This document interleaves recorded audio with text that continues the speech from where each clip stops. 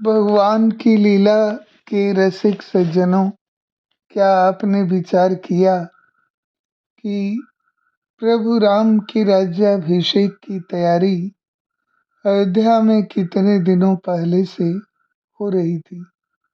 रामचरितमानस में मंथरा कैकेयी से कहती है कि भयउ पाख दिन सजत समाजू, तुम पाई सुधि मोहिसन आजू।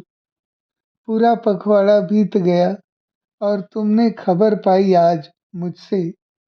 जिस तरह तैयारी मंथरा ने अयोध्या में देखा, उसके आधार पर उसने माता कैकेयी से कहा।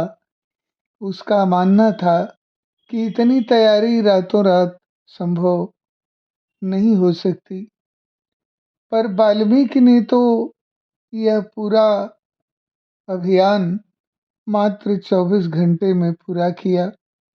प्रातः 8 बजे के करीब उनके मन में राज्याभिषेक का विचार आया। दिन में दरबार में प्रजा और विशेष ऋषियों मुनियों सुमंत्र आदि से परामर्श किया। सूर्यास्त के बाद राम को बुलाकर सूचित किया और प्रातः सूर्योदय के समय पुष्य नक्षत्र में राज्याभिषेक का आदेश पारित हुआ और रातों रात तैयारी की गई। सज्जनों, तनिक विचार करिए, यदि 15 दिन से तैयारी होती तो क्या कैकेयी और मंथरा को पता नहीं चलता। इसलिए वाल्मीकि का कथन अधिक उपयुक्त लगता है। महर्षि विश्वामित्र जब यज्ञ की रक्षा के लिए मांगने राम और लक्ष्मण को आते हैं, तो भी वह देना नहीं चाहते थे, पर हुआ वही जो विश्वामित्र की इच्छा थी।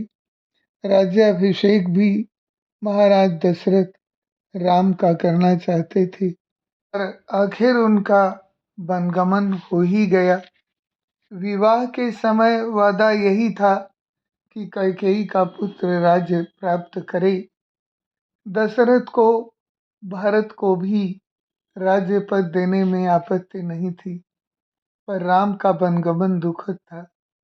भला कैकेयी क्यों राम का वनवास चाहेगी, और क्यों प्रजा या दशरथ राम को वन भेजना चाहेगी।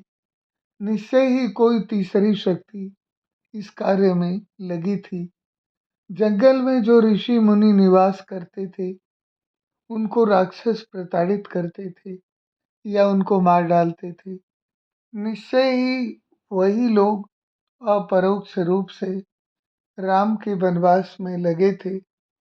मंथरा एक दासी थी, उसने महारानी को भड़का दिया। यह बात गले से नीचे नहीं उतरती। कैकेयी जैसी बुद्धिमती राम के वनवास का कारण बनी, यह बात भी विश्वास से परे लगता है। निश्चय ही इसके पीछे कोई अदृश्य शक्ति काम कर रही थी। निषाद राज ने भरत से कहा कि तुम गलान जी जन करहु, समुझ मातु कर तोति, तात कैकेयी दोष नहीं, गई गिरा मति धूति। देखिए, नारद जी ने तो सीता के बिछोह का श्राप ही दिया था, जो ब्रह्मा जी के पुत्र थे। ब्रह्मा जी ही जब राम का जन्म हुआ, तो राम के ललाट पर राम का भाग्य भी वही लिखे होंगे। इंद्र को मेघनाथ ने हरा ही दिया था, जिससे इंद्र प्रसन्न तो नहीं हुए होंगे। ऋषियों मुनियों को प्रताड़ित ही किया करता था। वह दिन रात रावण की मृत्यु कैसे हो, यही विचार और अस्त्रों का शोध भी किया करते रहे होंगे।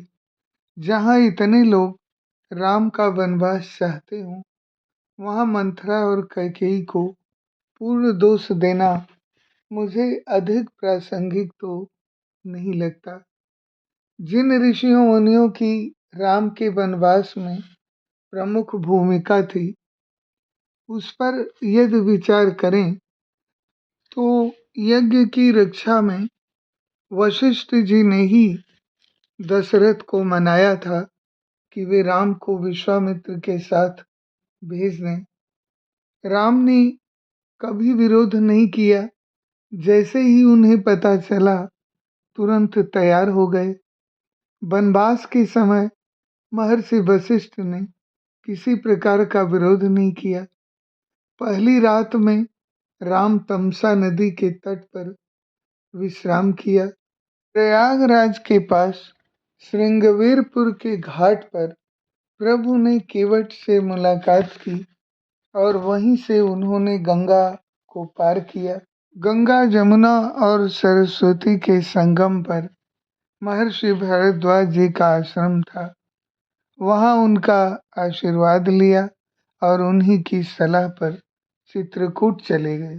चित्रकूट में महर्षि वाल्मीकि के आश्रम जाकर महर्षि से मुलाकात की और चित्रकूट में ही अपनी पर्णकुटी बनाई, जहां से फिर वो सतना चले गए, जो मध्य प्रदेश में है।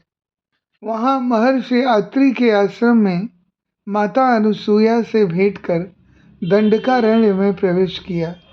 दंडकारण्य छत्तीसगढ़, महाराष्ट्र में है। वहां उन्होंने ऋषि शरभंग व सुतीक्ष्ण से मुलाकात किया। यहीं पर उन्होंने राक्षसों के संहार की प्रतिज्ञा की। फिर नासिक चले गए, जहां महर्षि अगस्त्य से भेंट किया और दिव्य अस्त्रों की प्राप्ति की। वहीं पंचवटी में शूर्पणखा प्रसंग व सीता का हरण हुआ। सज्जनों, इस प्रकार हम देखते हैं कि राम के वनवास में परोक्ष रूप से अनेक ऋषियों, मुनियों और देवताओं का हाथ था, पर सापेक्ष रूप से मंथरा और कैकेयी राम के वनवास का कारण बनी। ईश्वर कल्याण करे। आपका दिन भी शुभ हो।